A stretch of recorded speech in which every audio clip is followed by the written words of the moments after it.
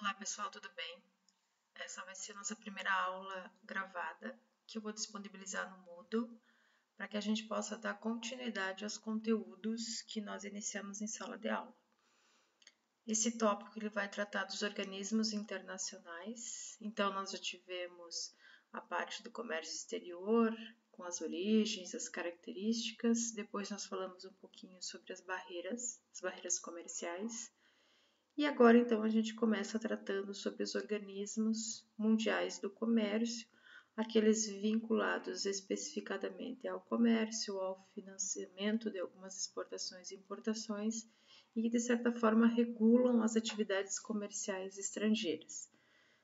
No Brasil, por exemplo, internamente falando, nós temos uma série de organismos ou órgãos que dão anuência para o comércio funcionar dentro do território nacional. E no comércio exterior, nós temos uma série de outros organismos, nos quais se fazem importantes para que haja um funcionamento e uma continuidade dessas condições de comércio. Então, eu vou abrir aqui e a gente começa a falar sobre este tema, que diz respeito principalmente às questões de ordem e de caráter mundial do comércio. A apresentação em si, eu não consigo aumentar aqui, infelizmente não tem como, tem um certo limite aqui na apresentação, mas então o material ele vai estar disponibilizado de certa forma lá no ambiente para que vocês também possam ter acesso. Falamos um pouquinho então aqui desse primeiro ponto sobre GATT e OMC. O GATT ele foi um acordo geral, ele surgiu logo no período pós-guerra e ele foi um acordo geral sobre tarifas. Então os países, como estavam em um processo de reestruturação, eles combinaram de que forma que poderiam ser tratadas as tarifas quando fizesse a comercialização entre estes países. Então, ele tratava de um acordo mais genérico, onde havia alguma base de normas regulamentadoras sobre as relações comerciais entre os países. Inicialmente, haviam só 23 países, ele era da data de 1947, e dentro desse documento, então, ele estabelecia, por exemplo, não discriminação dos países, das origens dos produtos, das capacidades produtivas, da capacidade negocial do país. Ele trazia o critério de transparência nas ações e no estabelecimento também de negociações futuras. Fazia a promoção de uma base estável para o comércio, ou seja, todos os países deveriam ter as mesmas oportunidades de acesso à negociação e comercialização dos seus produtos. E também o fato da concorrência leal ser uma consequência. Em sala de aula eu comentei sobre o dumping, né, que é o comércio desleal, uma prática desleal de comércio. Então aqui esse fator também ele veio à tona trazendo o fator da concorrência leal. De 1947 até nossos dias, muitas coisas modificaram, obviamente. Nós não temos mais esse contexto, apesar de recessões, de momentos de crise, os países têm uma outra conjuntura econômica. Então, passou-se a ser muito mais transparente as ações entre os países e, por isso, talvez, um número maior de retaliações e embargos quando os países deixam de ser leais, então, a essas práticas. Uma proteção às indústrias e setores nacionais também era um fator que aparecia bastante dentro do GATT e uma condenação às práticas de restrição quantitativa. Aqui a gente está falando das práticas de restrição quantitativa quando nós temos as barreiras, aquelas de cunho principalmente tarifário. Então, nós estamos falando das tarifas, estamos falando de cotas de importação. Eu lembro que esse tema foi bastante utilizado e bastante conversado em sala de aula sobre a questão de barreiras tarifárias ou restrições quantitativas que os países tendem, então, a fazer em relação às negociações com outros. Então, as regras do GATT, quais seriam esses parâmetros? Elas não poderiam ser quebradas pelos países principalmente subdesenvolvidos. uma vez que o GATT então promovia uma transparência leal, né, e um processo mais aberto de comércio. Ele não proibia a formação dos blocos econômicos. Esses blocos econômicos eles foram uma consequência do período pós-guerra. Então, desde que esse objetivo fosse a redução tarifária entre os membros. Aqui a gente pode citar, por exemplo, que surgiu a Comunidade Europeia logo depois da Segunda Guerra Mundial, onde havia numa primeira fase do bloco uma redução tarifária e uma preferência para que esses países do bloco europeu, da Comunidade Europeia, fizessem com uma negociação um pouco mais aberta e com um nível menor de tarifa. Então, seria bem mais interessante comprar da Itália e entre a Itália e a Alemanha do que a Itália então escolher um outro país terceiro que não fizesse parte do bloco europeu. Isso se chama preferência tarifária. Isso já existe há muito tempo e tende a ser uma formação de bloco inicial. A gente vai tratar um pouquinho de blocos depois. As primeiras rodadas de negociação então ocorreram entre 1947 e 1994 e reagiam a respeito do corte de tarifas, as leis anti-dumping, barreiras tarifárias, por exemplo, que eu comentei antes, e as não tarifárias que surgiram como consequência, que dizem respeito então a questões de qualidade do produto ou em relação ao comércio desleal utilizando preços mais baixos que a média mundial. E com isso também acordos multilaterais. Em 1994, então, foi encerrada a anuência do GATT, mas aí nós tivemos um substituto a esse formato, que foi a OMC, que é a Organização Mundial do Comércio, foi estabelecida em 1995 e funciona até os nossos dias.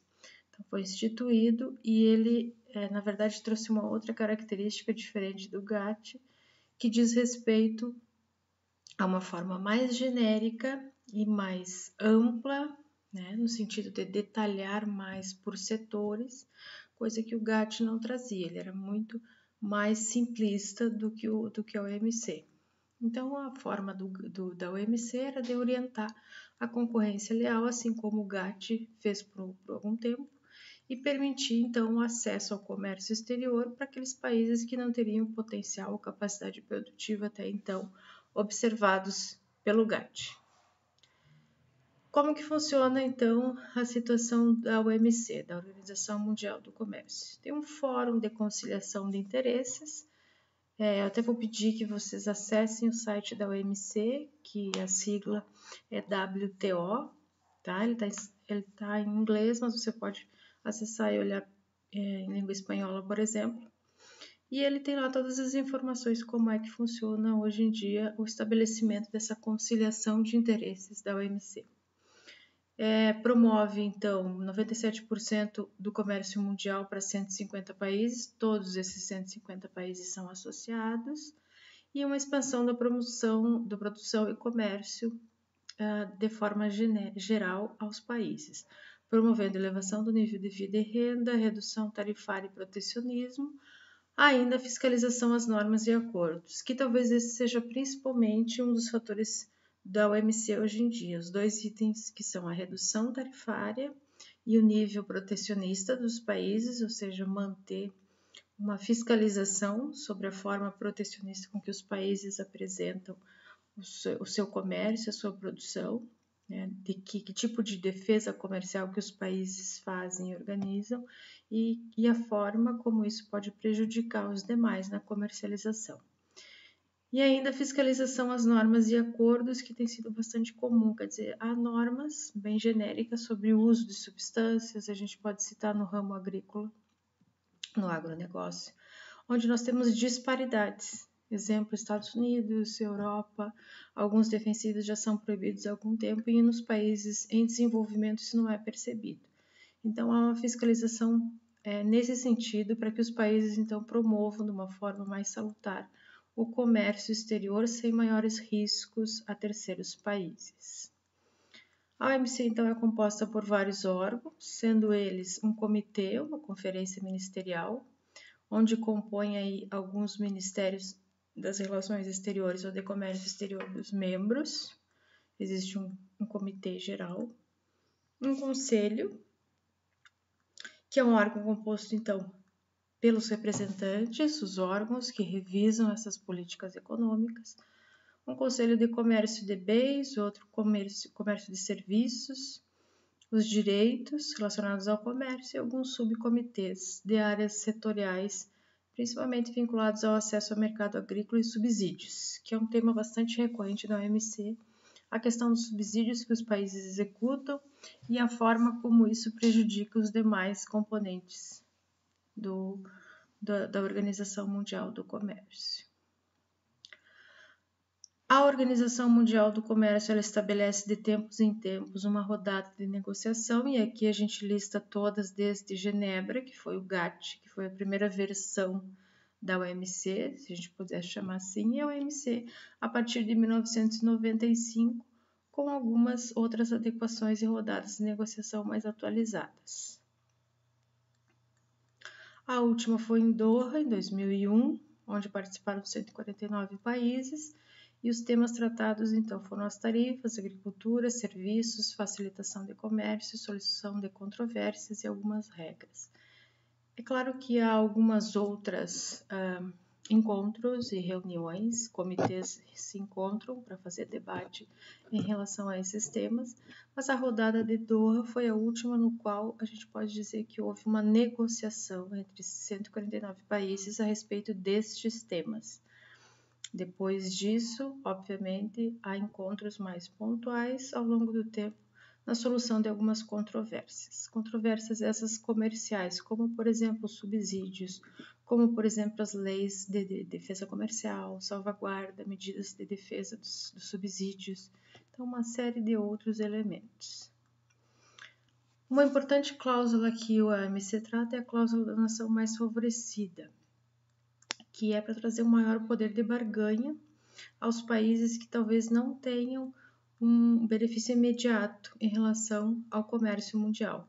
Então, ele é favorecido, sobretudo para os países com menor poder de barganha, junto às negociações internacionais, nos quais elas vão se beneficiar de reduções tarifárias, negociadas então bilateralmente por grandes importadores e, ao mesmo tempo, produtores que poderiam aí ter um poder maior junto ao market share mundial. Isso promove também algumas razões de preferências e medidas protecionistas no sentido de elevar o padrão de vida desses países. Então, a cláusula da nação mais favorecida é voltada geralmente para os países em desenvolvimento que, de certa forma, não têm tanta competitividade quanto os demais. Alguns acordos que eu trouxe, acordo geral sobre as tarifas, então quais são os tetos. É importante a gente relacionar aqui que a nossa lista de tarifas, ela é a tarifa externa comum que é vinculada ao Mercosul. Então, nós, Brasil, nós utilizamos essa lista e essa lista que consta na OMC para consulta, o quanto de tarifa que nós efetivamente cobramos para fazer a negociação internacional, principalmente a importação de bens. Acordo sobre agricultura, normas de origem, subsídios e outros fatores que estão aqui, listados inclusive através desse contato que vocês podem ver ali, que é um e-mail que lista todos os acordos existentes entre o Brasil e a OMC, ou acordos bilaterais que a OMC então chancela e permite que sejam utilizados em nível mundial em negociações com demais países. A OMC, então, ela também trata de questões do comércio, e o FMI, que é o Fundo Monetário Internacional, que é o nosso banco mundial, ou seja, as empresas e os países buscam recursos, e estes países então têm no Fundo Mundial, no Fundo Monetário Internacional, o FMI, a possibilidade então de financiar algumas operações. Foi fundado também no período pós-guerra e ele oferta então alguns recursos para os países que necessitam. Os contextos, então, é o Plano Marshall, que foram recursos norte-americanos para alavancar depois de um período de recessão forte que eles tiveram. E principalmente os objetivos do FMI é manter o funcionamento do sistema financeiro internacional, um bom funcionamento com reservas. É importante salientar aqui que a nossa moeda e nosso sistema financeiro está muito ligado ao dólar Então, nós temos ou períodos de desvalorização comercial ou cambial, e desenvolver, então, o comércio internacional de forma equilibrada, moderando desequilíbrios nos balanços de pagamento. O que seriam os balanços de pagamento? Entrada e saída de moeda estrangeira. No nosso caso aqui, a gente tem esses períodos bastante complexos por vezes, onde sai muita moeda estrangeira e aí por isso caem as reservas do Bacen. Então, nós temos que moderar o nosso câmbio, as nossas reservas, por meio desses fatores. Então, eliminando os controles cambiais e mantendo, então, as paridades, que é um nível adequado em relação à taxa cambial. O nosso dólar pode estar acima de R$5, e isso é, por um lado, bastante negativo. Nós dependemos tecnologicamente de muitos recursos e nós temos que despender reservas para pagar essas dívidas e fazer o balanço de pagamentos. Com isso, diminui as reservas do Bacen. Então, os períodos estão aí na história para demonstrar, né, que a questão do balanço de pagamentos para um país que depende de uma conversão cambial e mantém a sua paridade cambial é extremamente importante para a manutenção da economia e para ter recursos, né, monetários no seu dia a dia. Então, o FMI, para aderir-se ao FMI, precisa subscrever cotas. Ali tem alguns exemplos, né? As formas, 25% em ouro ou moeda do próprio país. E alguns exemplos, né? O Brasil, por exemplo, tem 1,7% de cota sobre o total, e por isso o peso dos votos é 1,7% dos votos. A estrutura organizacional, então, do FMI é formada por uma Assembleia de Governadores. O titular brasileiro sempre é o ministro da Fazenda, onde ele vai ter, então, esse peso em relação aos votos que são computados em relação às decisões e às linhas de crédito que são possibilitadas dentro do FMI.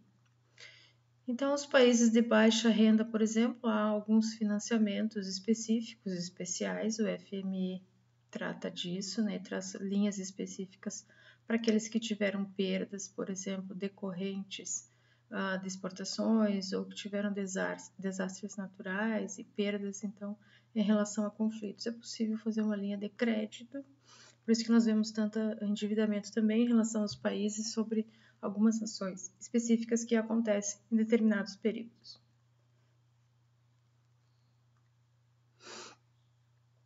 Para fazer a solicitação de recursos ao FMI, nós temos 3 possibilidades, que é o primeiro saque, o segundo saque ou o terceiro saque. No primeiro saque, o solicitante, então, entrega a moeda nacional e recebe até 25% da sua cota, que pode ser sacado em qualquer momento. Então, se ele tem lá, né, como funciona obviamente como um banco, né, ligado às nações, ele consegue, então, sacar esse valor, 25% da sua cota. O segundo também é limitado, 25%, porém o país terá que informar algumas informações específicas ao FMI, como, por exemplo, a motivação desse saque, enfim, quais são os recursos que ele ainda tem disponível, de que forma que ele vai reaver esses valores. E os saques, então, no terceiro é por aprovação prévia do FMI, e aí com isso ele pode solicitar também o valor, podendo ser até 100% do montante da cota que corresponde àquele determinado país. O BIRD, que é o Banco Internacional de Reconstrução e Desenvolvimento, e o nome já está fazendo menção a um fator específico. Então, é quando acontece um processo de solicitação atípica para alguma demanda especial que o país esteja sofrendo. Então, o Banco Mundial, né, o BIRD, ele promove aqui uma associação de 187 países membros, e aí ele tem algumas correlações, né? Por exemplo, na década de 80 ele emprestou para países em dívida externa, então é um empréstimo também, talvez com prazo maior do que o FMI, para trazer aí o combate, então, a algumas demandas específicas, como, por exemplo, elevação do padrão de vida das nações e combate à fome e à pobreza. O BIRD, ele tem uma característica um pouco mais social do que o FMI. E para ser associado do BIRD, é necessário, então, ter ações e também ser membro do FMI. Então, uma coisa está relacionada à outra. No caso do Brasil, o Brasil tem 1,67% das ações e 2,24% no total de votos. Em alguns casos, o BIRD fornece empréstimo com juros zero e prazo até 40 anos, dependendo da situação econômica e do fator típico que ocorreu, né? Se for um problema, um desastre natural, um problema específico, né? Uma catástrofe no país, isso pode acontecer com o pagamento até 40 anos.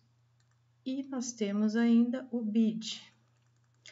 O BID é o Banco Interamericano de Desenvolvimento, que ele foi fundado em 1959 com o objetivo de fomentar a economia dos países membros. Como ele é interamericano, então ele está vinculado principalmente aos países das 3 Américas, onde eleva o limite de empréstimos para o setor privado e cria linhas específicas de crédito para emergências e desastres naturais. Então, esse aqui, a possibilidade dele também ocorre, né, para empresas privadas. Então, investimentos voltados a esse fim. Os países associados, então, são divididos em mutuários e não mutuários.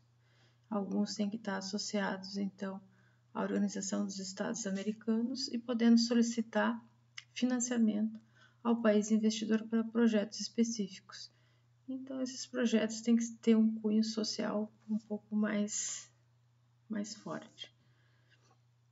Os organismos mundiais, eles passam também por reestruturações necessárias, muitas vezes ligadas às políticas internas dos países, e por isso se faz importante aqui, né, trazer algumas considerações e algumas atividades de pesquisa para que haja, então, essa vinculação.